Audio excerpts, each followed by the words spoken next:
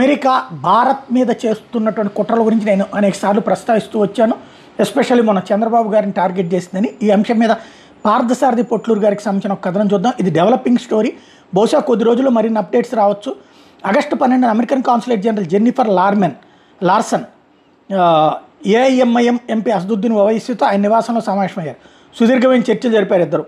ఈ విషయం మన ఇంటెలిజెన్స్ వర్గాలకు కూడా తెలుసు కాబట్టి రహస్యం కాదు. కానీ రష్యన్ ఇంటెలిజెన్స్ అధికారులు మనకి అసలు విషయం ఏంటో ఉప్పందించారు.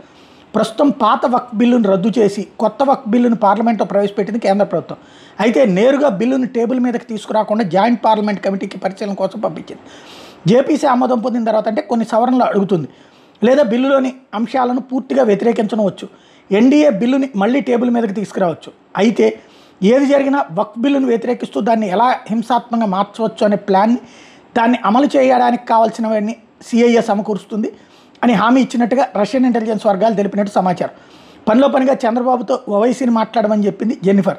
గత 2 రోజులుగా చంద్రబాబు ఢిల్లీ పర్యటనలో ఉన్నటువంటి, అది మొన్న ఢిల్లీ వెళ్ళి వచ్చినటువంటి సందర్భంలో చూద్దాం ఏం జరుగుతుందో ముందు అన్నటువంటి ఇది అంతర్జాతీయంగా వస్తున్నటువంటి అంశాలకు సంబంధించి ఈవిడే జెన్నిఫర్. ఈ కుట్రలు ఎలా ఉంటాయి, ఏం జరుగుతాయి అనేది చూడాలి.